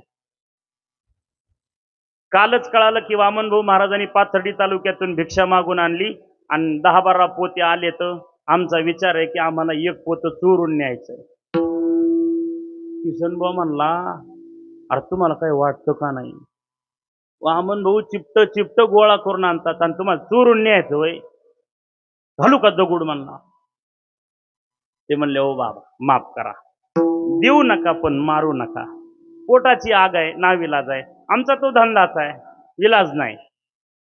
पण कसं असतंय, संतांच्या संगतीत माणूस राहिला जरी काही नाही झालं तर काही ना काहीतरी वाण नाही पण गुण लागतोच ना. तो म्हणला, जेवले नाही का तुम्ही? म्हणलं नाही. चला म्हणे जेवायला. आतमध्ये नेले. सरूबाई नावाची म्हातारी म्हणले, हे म्हातारे भाकरी गेले का? म्हणे हो, आण भाकरी. ते दही आण त्या पातेले खालचं, वाडे आणला, त्यांना खाऊ घातलं. तोपर्यंत किसनबुवा गेले, भाऊ ते मिडसिंगीचे ते हे अमुक अमुक आहेत, कशाला आलेत रे? चोरी करायला आलेत. गडाव? म्हणले हो गडाव आलेत. काय चोरी करायची त्यांना? ते म्हणले दाणे चोरून न्यायचे. का त्यांच्या घरी दाणे नाही का? ते असं म्हणतात भाऊ, 3 दिवस घरात काहीच नाही. भाऊ तिथून उठले, हातात काठी घेतली, गहिनीनाथाच्या पाया पडले. गहिनाथ, त्यांचा शब्द आहे बरं का तो, आपली लायकी नाही, पण भाऊ म्हणायचे, गहिनाथ अरे मग हे माणसं उपाशी असून तुला हार घालण्यात मला तरी काय आनंद आहे, असं त्यांचा असा अर्थ असायचा. माझी जर माणसं उपाशी राहिली तर तुझी तरी काय म्हणून मी पूजा करू? तू तर संजीवन आहे. तू नुसतं झोळीत हात घातलास तर तुझ्या भस्मानं जगाताचा नाश होतो, आणि सोडून दिलंस तर एकही जीवजंतू उपाशी राहणार नाही. ही ताकद जर तुझ्या झोळीत आहे तर माझी माणसं उपाशी असून मी तुला हार, संपलं माझा विषय. उद्यापासून जर का कोणी उपाशी म्हणून माझ्या गडावर आला तर मी तुझी पूजा बंद करणार. आणि भाऊ तिथून उठले, दर्शन घेतलं, त्यांचं जेवण झालं आणि म्हटले, हे बरोबर इकडे या, धान्य नाही का? म्हणले हो भाऊ, खरंच धान्य नाही. उतरा म्हणे त्या कणगीत. जुना शब्द कनिंग म्हणून होती, आणि होतीच त्यांच्याकडे कणिंग. उतरा त्या कणगीत, ज्याला जेवढं उचलन तेवढं घ्या, ज्याला जेवढं उचलन तेवढं घ्या. पण एक लक्षात ठेवा, हे गैनाथगडाचं धान्य चाललंय तुम्ही. आता त्यांचा शब्द बरं का तो, मी ऐकला रघुनाथ बाबाकडून. हा वामन तुम्हाला सांगतो म्हणे, मरेपर्यंत 7 पिढ्यात तुम्हाला काही कमी पडणार नाही. फक्त गळ्यात माळ घाला आणि भजन करा. गळ्यात माळ घाला, भजन करा, 7 पिढ्यापर्यंत काही कमी पडणार नाही. कोट्यावधीची प्रॉपर्टी आजही मिडसांगवीला आहे, चिखलीच्या अलीकडं. तिथं महादेव महाराज आहेत, तिथे एक दरा म्हणून आहे. आता सगळेच परिसरातले, त्यामुळे सगळंच माहिती आहे. तुम्ही जाऊन बघा, मिडसांगवी. आता मिडसांगवी, हा ते बीड आणि मिड एकच येते. बिडात तर मिडात असा गोंधळ होतो. हा मिडसांगवी आजही त्या गावाला आहे. तुम्ही जर गेलात तर तुम्हाला ते पाहायला मिळेल. मी कशा करता सांगतो, भूतांची दया आहे, भांडवल संता, परस्पराबद्दल प्रेम उत्पन्न, यांचं कल्याण झालं पाहिजे, यांचा उद्धार झाला पाहिजे, हे तृप्त झाले पाहिजे. वाडी वस्तीवरती जाऊन प्रचार केला. वाडी वस्तीवर मागच्या वर्षी बोललो मी, पांगरा नावाचं गाव आजही आष्टी तालुक्यात आहे. त्याला आतापर्यंत रस्ता नव्हता. वामनभाऊ महाराजांनी तिथं जाऊन टाळ पखवाज वाजवले, त्यांना भजन पूजन करायला लावलं, गळ्यात माळा घातल्या, आणि भाऊनी दिलेला पखवाज आजही त्या गावामध्ये आहे. याला म्हणतात समाजाची तळमळ. उजळावया आलो वाटा, खरा खोटा निवाडा. जगाच्या कल्याणा संतांच्या विभूती, देह कष्टविद्ये परोपकारी. सांगा बरं मला, आपल्याकरता देवाला असता का पंढरपुराहून? जे श्री गुरु भक्त आहेत, भाऊचे बाबाचे, किंवा सगळीच माणसं जेवढी काही आहेत, आपल्याकरता देवाने येऊन सांगितलं असतं का, अरे बाबा असं करू नका, माळा घाला, माळा घाला गळ्यामध्ये, भजन पूजन करा, टाळ वाजवा. त्या पांढरवडला गेले ना कीर्तनाला, पांढरवडी हातोल्याच्या पलीकडं, आणि म्हणले हे बरोबर संध्याकाळी कीर्तन, टाळ पखवाज आणा. काय माहिती टाळ आणि पखवाज काय आलं म्हणते. एक जण गेलं, चावडीत टांगितलेली ढोलकीत घेऊन आलं. ते म्हणला वामन भाऊ, हे काय ढोलका आणलं? म्हणला वामन भाऊ, म्हणला हे वाजायचं काय कीर्तनात, पखवाज नाही का? म्हणजे कसला असतो पखवाज? म्हणले जाऊ दे, पखवाज नसला तर आपलं विण्यावर कीर्तन करू, विना आणा. दुसरा गेला आणि विना म्हणून तुनतूनच घेऊन आला. म्हणजे हे माणसं आहेत महाराज, ही की आज मुंबईत जाऊन 35 सप्ते करते म्हणजे हे काय सहजासहजी नाही झालं. हे सहजासहजी नाही झालं. याच्या करता आयुष्य झिजवलंय यांनी, आयुष्य झिजवलंय. आज महाराष्ट्रभर हा जो जय जयकार आहे सद्गुरु भगवान बाबा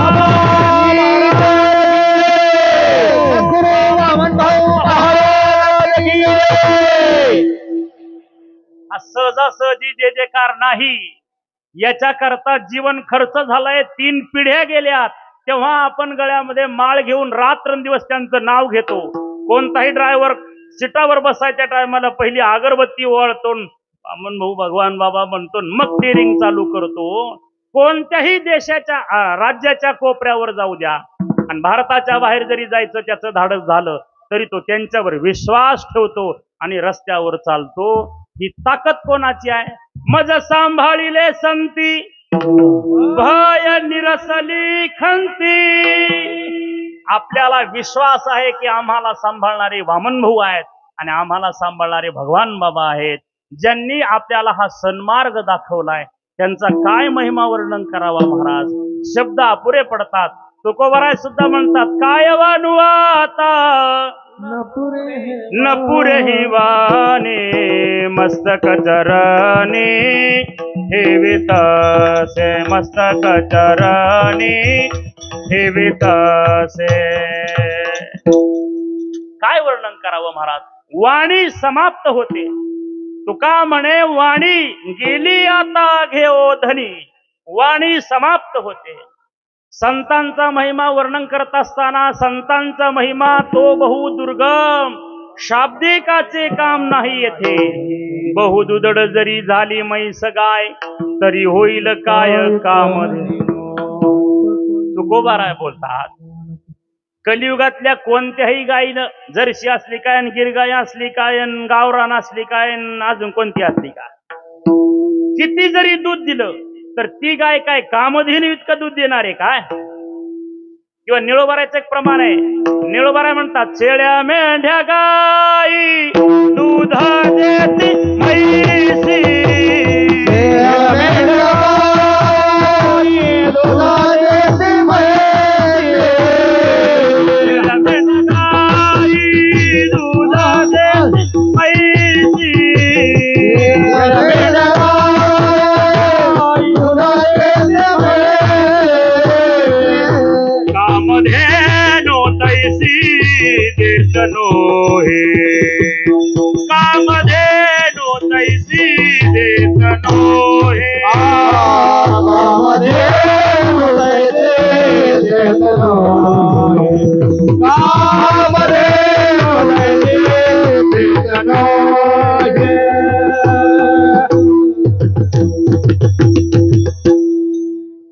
शेळ्या मेंढ्या गाई किती जरी शिळीनं दूध दिलं आणि किती जरी मेंढीनं दूध दिलं, गाईनं दिलं, म्हशीनं दिलं तरी त्या काय कामधेनू इतकं देणार नाही. तसं आमच्यासारख्या पोपटपंची बोलणाऱ्या माणसानं कितीही जरी संतांचं वर्णन केलं तरी त्यांचं वर्णन होऊ शकत नाही. नाही होऊ शकत. काय त्यांचा महिमा वानो वारंवार हरिभक्त थोर भूमंडळी. निळोबाराय बोलतात, या जगात हरिभक्त थोर आहेत. काय त्यांचा महिमा वर्णन करावा. शब्द अपुरे आहेत. ब्रह्मादिक त्यांचे वंदिती पाऊले. ब्रह्मादिक ज्यांची वंदिती पायवली. जिथे ब्रह्मा आदि शब्दामध्ये इंद्र चंद्र वरुण सोम वायू अग्नी सगळे आले. अगदी सनकादिक अश्विनी कुमार सगळे आले. हे सगळे ज्या वेळेला संतांचे पाय वंदन करतात तिथे आपण त्यांचा महिमा काय वर्णन करू शकतो. काय वर्णन करू शकतो. आणि संतांचा महिमा वर्णन करण्याकरता आपल्याकडे तेवढी वाणी पाहिजे, आपल्याकडे तेवढी उंची पाहिजे. आणि त्यांचा जो खरा महिमा आहे तो खरा महिमा कळून घेण्याकरता आपण त्यांच्या योग्यतेचे पाहिजे. कारण भक्ताचा महिमा भक्तची जाणती दुर्लभया गती. तुका म्हणे अंगे पावे ते आपण तरीच महिमान येईल कळो. तरीच महिमान येईल कळो. त्यांचा जो महिमा आहे तो अलौकिक आहे. पण ओ तुकोबा, जरी वर्णन होत नसला तरी काहीतरी सांगा ना आम्हाला, संतांचा महिमा काहीतरी सांगा. तुकोबाराय बोलले, संतांचा महिमा असा आहे की संत महापुरुष जगात कितीही भयंकर गोष्ट असली, अशक्य असलेली गोष्ट शक्य करून दाखवण्याचं कार्य संतांचं असतं. मी फक्त स्पर्श करतो आणि पुढे जातो. द्वापार युगामध्ये भगवान कृष्ण परमात्म्याने 21 किलोमीटरचा गोवर्धन पर्वत उचलला. गिरी गोवर्धन येणे उचलिला, कालिया महासर्प नाथोनी आणिला, जळत बनवावो मुखेची प्राशीला, गिळता घासूरची रोणी सांडीला. आईच्या गवळणीच्या बोलती परस्परी, आईच्या गवळणीच्या बोलती परस्परी. कप्प्या माबळ वट्टा दिले पिढी दान, सोशिली पुतना विषय पाजिता किसन, उखळी बांधिता उपटिले विमला अर्जुन, पक्षुनी मृत्तिका वदनी दाविली भुवने. आयशा गवळणीच्या बोलती परस्परी, आयशा गवळणीच्या बोलती परस्परी. आणि एक येणे नवलाव केला, काला वाटीचा विधाता ठकविला, बाग न देता वच्चे गोळी घेऊन गेला, कन्यातायाने येऊ याला. आयशा गवळणीच्या बोलती परस्परी, आयशा गवळणीच्या बोलती परस्पर. सगळ्या गवळणी आहेत नामदेव महाराजांच्या. 7 वर्षाचा असताना गोवर्धन पर्वत उचलला, पण निळोबाराय म्हणतात त्यानं उचलला पण त्यानं चालवला नाही.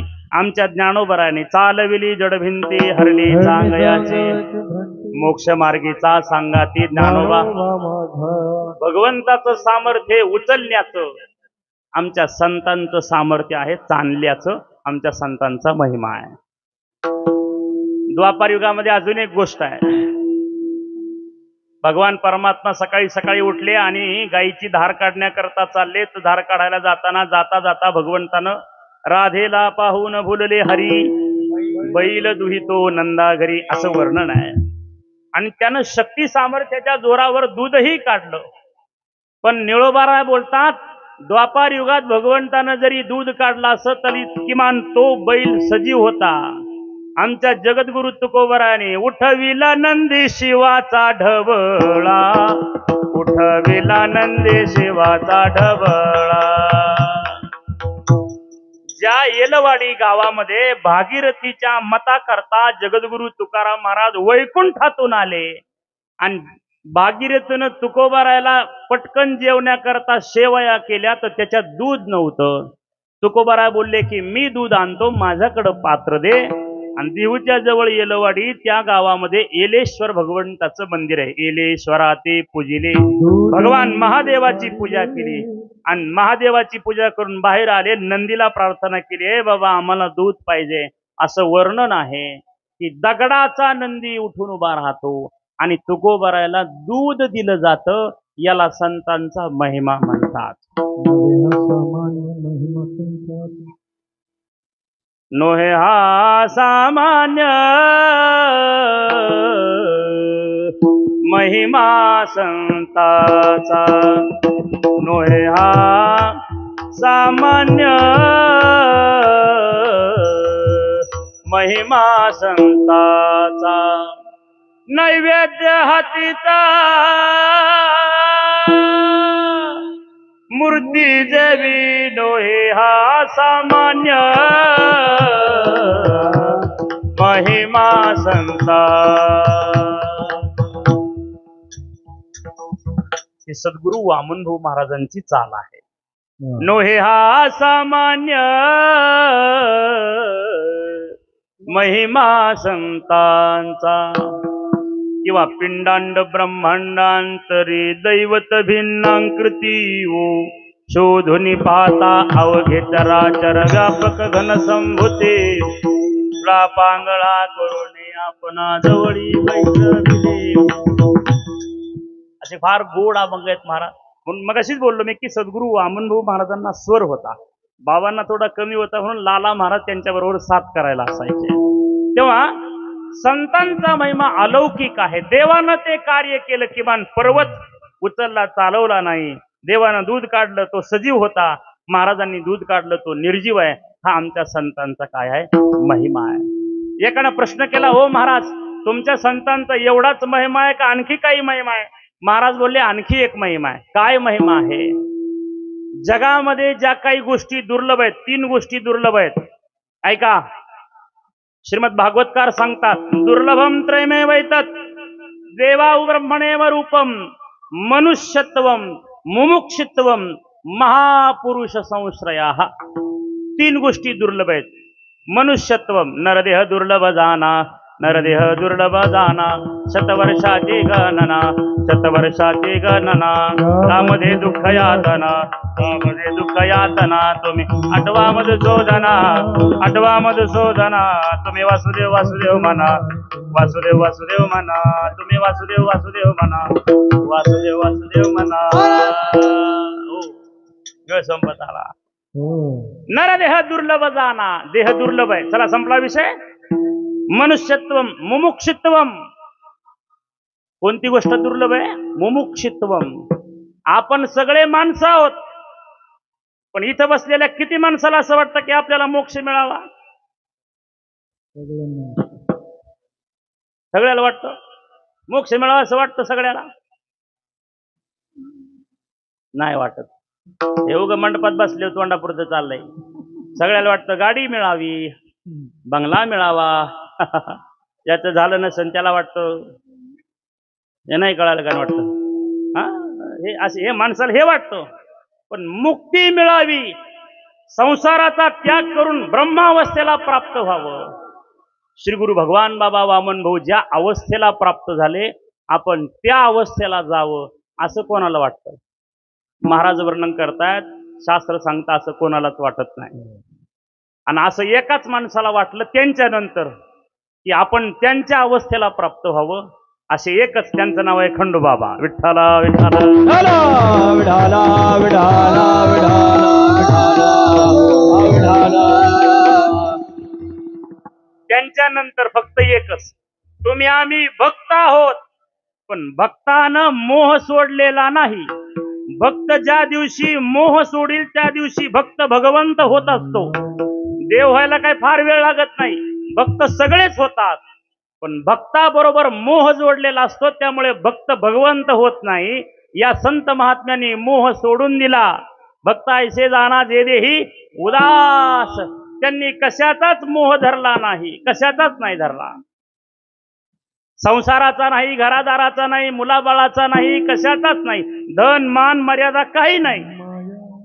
हे सगळं महाराजांनी मिटून टाकलं. म्हणून आज जिथे भाऊ जिथे बाबा, त्या दोघाच्या मध्ये काठी घेऊन आणि पताका घेऊन सद्गुरु खंडोबाबा. काय उत्तर आहे याचं? याचं एकच उत्तर आहे, ते भक्तही झाले आणि भक्त होता होता भगवंत झाले. भगवंत झाले. नाटामध्ये एक तुकोबारायचं प्रमाण आहे. तुकोबाराय म्हणतात, माणसानं जर ठरवलं तर माणूस देव होऊ शकतो. नरदेह निधान लागले हाती, हाती नरदेह निधान लागले. उत्तम सार उत्तम गती, उत्तम सार उत्तम गती. देवची होईन मनती होती, देवची होईन मनती ते होती. तरी का चित्ती न धरावे, तरी का चित्ती न धरावे. 184 न चुके फेरा, 184 न चुके फेरा.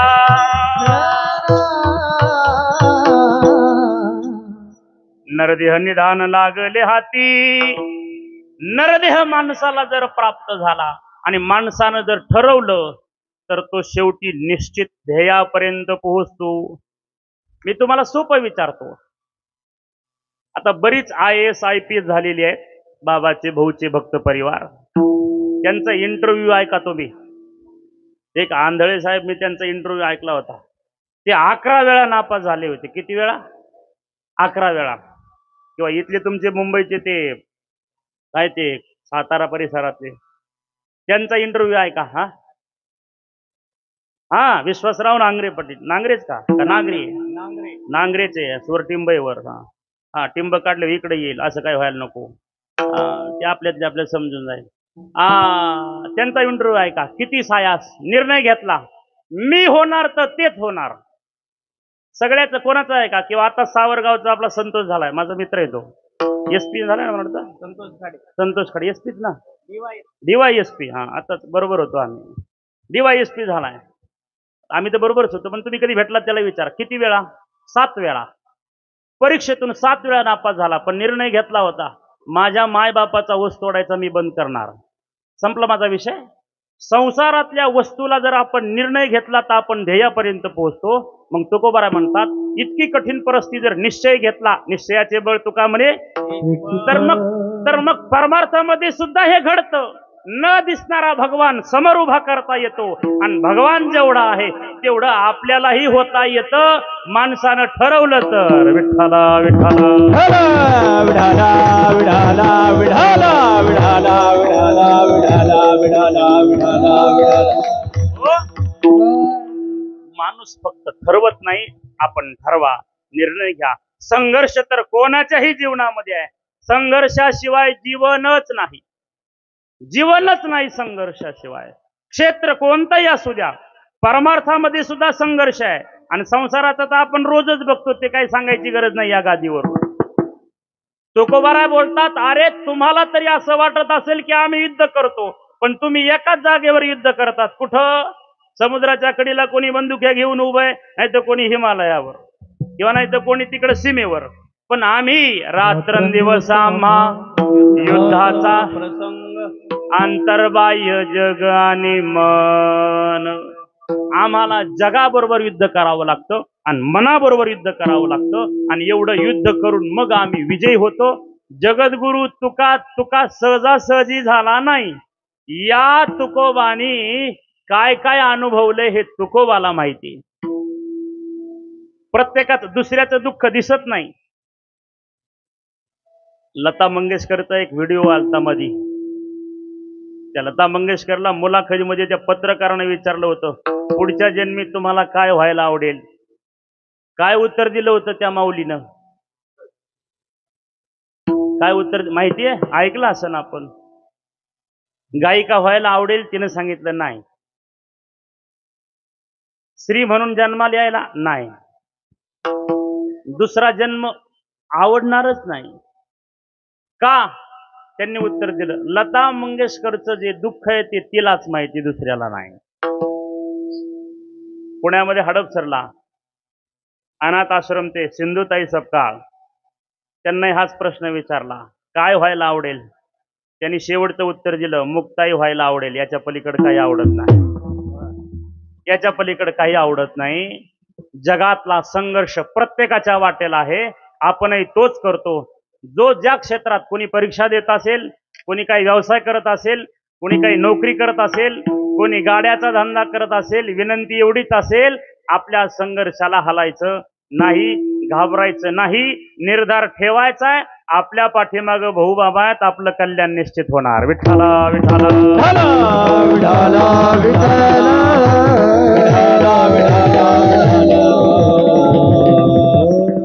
कारण त्यांच्या भेटीमध्ये, त्यांच्या दर्शनामध्ये, त्यांच्या चरणस्पर्शामध्ये एवढा मोठा फायदा आहे की दुर्लभ असलेला जो मोक्ष आहे तो मोक्ष सुद्धा सहज प्राप्त होतो. आलिंगन घडे मोक्ष सायोज्यता जोडे. संतांना आलिंगन झाल्याबरोबर, स्पर्श झाल्याबरोबर, हे मस्तक त्यांच्या पायावर टेकल्याबरोबर आलिंगने संताची दिव्य झाली माझी काया, मस्तक हे पायावरी त्यांच्या ठेविता. त्यांच्या पायावर मस्तक ठेवल्यानंतर आपली काया दिव्य बनून जाते आणि दुर्लभ असलेला मोक्ष तो आपल्याला सहज प्राप्त होतो. असा आमच्या संतांचा काय आहे? महिमा आहे, महिमा. येड्याला सुद्धा, ज्याला कोणी जुमानत नाही, त्याला सुद्धा माळकरी बनवून त्याला भक्ती मार्गाला आणलं सद्गुरू भगवान बाबांनी. त्यांच्या दिंडीमध्ये एक येडं होतं. येडं कोणाला म्हणतात सगळ्याला माहिती आहे. गळ्यात जर माळ घातली तर ते दाताखाली धरायचं आणि चावून तोडून टाकायचं. बाबा म्हणायचे याच्या गळ्यात जर माळ राहिली नाही, हा जर असाच मेला तर याला काळ घेऊन जाईल. पण काळाच्या ताब्यात हा गेला नाही पाहिजे. पण माळ तर तोडतोय, काय करावं. पूर्वीच्या काळामध्ये विहिरी घ्यायचो ना आपण, आणि ते बोर पाडताना त्याच्यामध्ये ते काय असते, ती तार, विहिरीतली तार ती तुटत नाही ताणली तरी. बाबांनी सांगितलंय ती तार आणणारे म्हणे बोर पाडायची, आणि त्या तारीमध्ये बाबांनी मणी ओले आणि त्या येड्याच्या गळ्यात घातली. आता तर चावणार नाही ना. आणि माळ अशी मोकळी नाही, अशी गळ्याला फिट बांधून टाकली, अशी त्याच्या हाताला येऊ नये म्हणून. का? हेतू फक्त एवढाच, याचं कल्याण झालं पाहिजे, याचा उद्धार झाला पाहिजे, हेतू एवढाच. श्री गुरु वामनभाऊ महाराजांचा किती चमत्कार. कालच बोधेगावला गेलो होतो. बोधेगावला गावात एकही बैल न ठेवणारा रेडा, अर्थात तो कठाळे आपल्या भाषेत आपण वळू म्हणतो काही भागात त्याला, ऐका नाही. गावकरी म्हणले भाऊ यांनी लय त्रास दिला आहे आम्हाला, बैलच ठेवीना, याला घेऊन जा गडाव. म्हणजे वामन भाऊ गेले तरी चालतेत, पण आमचे बैल नाही मेले पाहिजे, हे माणसं आहेत, तुम्ही घेऊन जा याला. भाऊ म्हणले अरे तू मला जगून दे ना, मग मला जगून देईन का, मला काय. भाऊ लोक म्हटले नाही नाही तुम्ही काही करा, पण याला घेऊन जा, याने आम्हाला लई त्रास दिलाय. भाऊ त्याच्याजवळ गेले, त्याच्या डोक्यावर हात फिरला आणि सांगितलं हे बाबा बाद झाला आता लोकांचं कल्याण करायचं, आता गहिनी नाथी जायचं म्हणे आपल्याला, गहिनी नाथी. आणि हात फिरल्याबरोबर भाऊ निघाले, गाडीत बसले. तो बोधे गावाला त्रास देणारा जो कठाळ्या होता तो भाऊच्या गाडीच्या माग माग गेला आणि गहिनीनाथावर जाऊन वडाच्या झाडाखाली शांत झाला. ही ताकद साधूची आहे, साधूची आहे. अनेक गोष्टी सांगता येतील तुम्हाला. श्रीमंत त्यांच्याकडे साम दाम भेद दंड सगळी क्रिया होती. काही वेळेला समजून भवानीनगर परवाच कीर्तन झालं, इंदापूर लाकडी लिंबोडी. अरे बाबा सप्ताह माझा जाऊ द्या माणसं, पण संपत्तीनं उन्मत्त झालेला काय वार करीन, काय घेणं देणं. कोणी असते म्हणले असले वा म्हणून अमुक तमुक, एकदा कारखाना बंद करून द्यावा काय तुम्हाला माणसं, जळून दे तुमचा सप्ताह. वामन भाऊ म्हणले मा सप्ताह जळूस तो कारखाना जळून दे ना, मा कशाला सप्ताह जळतो. सगळ्याला माहिती आहे ज्या रॉकेलच्या टाक्या होत्या त्याला कुठून आग लागली माहिती नाही. टाकी उचलायची, वर जाऊन फुटायची आणि सगळं रॉकेल अख्ख्या कारखान्यात जायचं. सगळा कारखाना जळला आपण पाहिलाय. लिंबोडी पर्यंत भाऊ आले, माग सगळा जाळ चालू झाला. लोक म्हणले तुम्ही वामन भाऊचा अपराध केलाय म्हणून कारखाना पेटलाय. लोखंड पेटत नसतं, ते फक्त तापत असतं, आणि लईच तापिलं तर लाल होत असतं, ते पेटत नसतं. जा तुम्ही भवानी नगरला, लोखंड जळालं का नाही विचारा जाऊन तिथं, आजही जा, जळालं की नाही पहा. त्यांनी सांगितलं जाऊन तिथं शरण जा, त्यांना सांगा की आमचं जरा चुकलं म्हणून माफी मागा. तिथं लाकडीला भाऊ आलेले होते बैलगाडीमध्ये, ते पाठीमागून गाडीत आले, खाली लोटांगण घेतलं. महाराज महाराज महाराज क्षमा करा, चुकी झाली, तुम्हाला पाहिजे तर आमचे कामगार देतो सप्त्याला, पण कारखाना विजा. आणि मग काय झालं सगळ्यालाच माहिती. त्याने अरे बाबा जाऊ दे जाऊ दे, आमचे माणसं सोड, तुझा कारखाना राहील, घेऊन जा. पाठीमागं जाऊस तर शांत झाला, शांत झाला. एवढी ताकद होती महाराज. कधी कधी फक्त जगाच्या कल्याणाकरता, ते काही शाप द्यायचा म्हणून नाही, आणि शाप देणारे संत नसतातही, पण समजून नाही सांगितल्यानंतर मग कधी कधी चमत्काराशिवाय. आई सकाळी सकाळी रोज म्हणते पिंट्या अरे उठ ना बाबा, 8 वाजता शाळा आहे, गाडी आली, आंघोळ करायची, डबा करायचा, कपडे घालायचे, आणि ते तसंच गोदाडीत लोळतो. मग जन्म देणारी आई एक शिमटी घेती, नाही उठत होय तू, हे 2-3 लावती त्याला. ती बी हिताची असली तर, हिताची असली तर. आणि जी हिताची आई आहे तिनं पोराला हाणलं पाहिजे. आणि आता जर तुम्ही पोराला नाही हाणलं का तर ते म्हातारपणी तुम्हाला हाणल्याशिवाय राहत नाही. शाळेतला मार बंद झाला म्हणून तर सगळे मठ्ठ झाले. ज्या दिवशी वरून बोट छाटी होती ना अशी, आम्ही खाल्लंय म्हणून सांगतो तुम्हाला. लोकांना वाटतं उगाच बरं आहे बाबा, हातात अंगठ्यान कीर्तन जोरात करतेत, पण जेव्हा त्या टेबलावर हातन आमचे राख सर ते माहिती असेल, आता हातोल्याची तर बरेच माहित नाही, तो महात्मा असा वरून हातमा असं वाटायचं तर नरड दाबाव काय. पण त्याच्या 2 छडीमुळे आम्ही आज इथपर्यंत आहोत आणि समाजात उभे आहोत. त्याच्यामुळे माता शत्रू पिता वैरी येल वालोन पाठत. ज्ञान घेण्याकरता जे माता पिता आपल्या पुत्राला टच करत नसतील, मारत नसतील, शिक्षा देत नसतील, शास्त्र असं सांगतं ते माता पिता त्या मुलाचे वैरी आहेत की जे त्याला शिक्षा देत नाहीत. शिक्षणाकरता शिक्षा असलीच पाहिजे. शिक्षेच्या नंतर तयार होतं त्याचं नाव शिक्षण. विठ्ठला विठ्ठला विठाला विठाला विठाला विठाला विठाला विठाला विठाला विठाला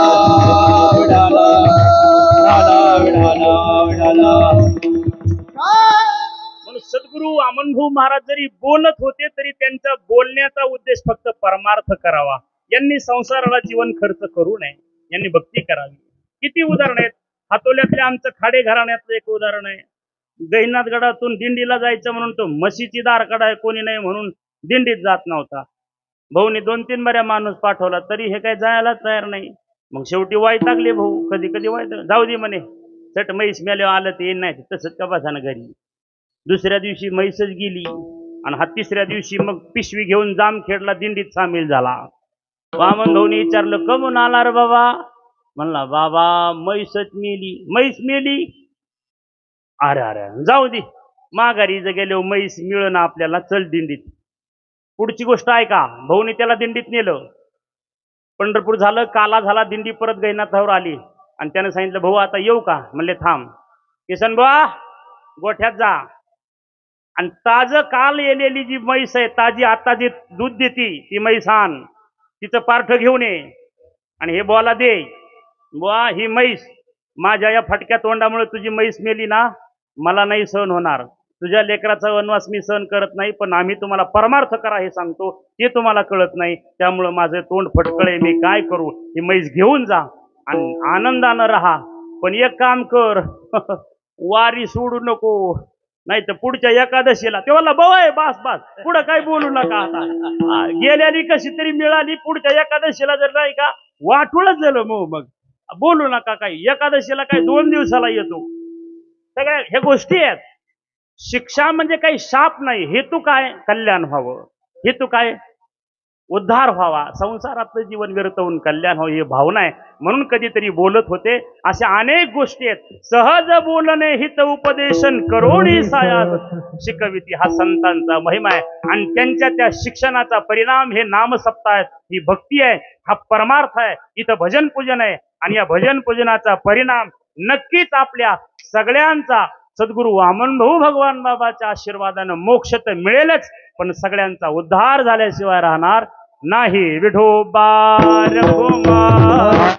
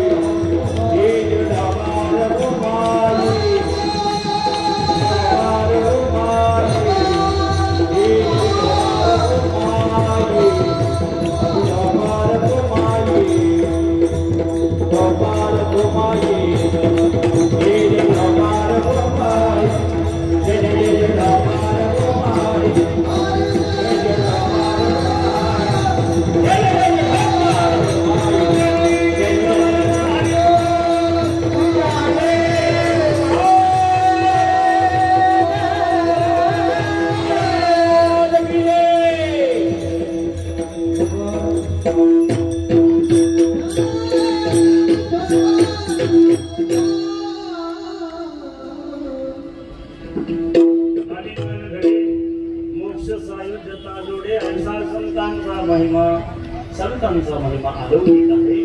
चरण स्पर्श झाला तरी दुर्लभ असलेला मोक्ष मिळतो. अनेक जड जीवांचं कल्याण होतं.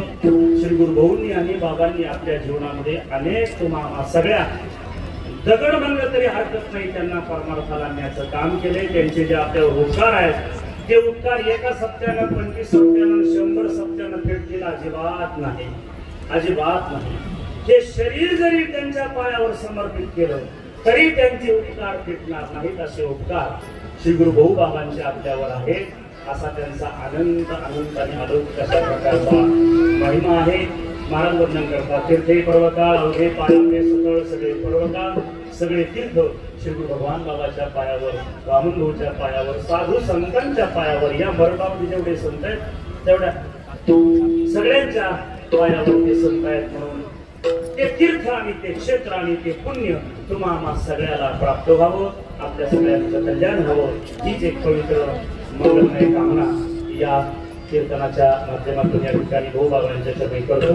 तुम्ही सर्व मायबाप या ठिकाणी पवित्र हा सोहळा आणि भव्य दिव्य सोहळा या ठिकाणी करत आहात.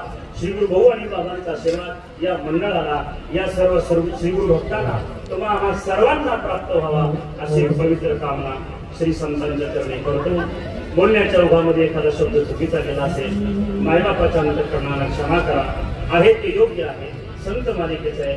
आपल्याकडे उतरवा, आपला परमार्थिक प्रवास अखंड रीतीने चालू ठेवा एवढी सगळ्यांच्या चरणी मंगलमय कामना करतो. आणि माझ्या वाणीला या ठिकाणी सर्व कमिटीच्या माध्यमातून म्हणजे भाऊ त्यांनी फोन केला आणि त्या निमित्ताने या ठिकाणी आलो. पुन्हा एकदा या सर्व तरुणाला खूप धन्यवाद.